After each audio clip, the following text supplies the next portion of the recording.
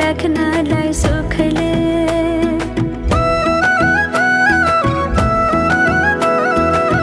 कति गरौँ तिम्रोमा बयान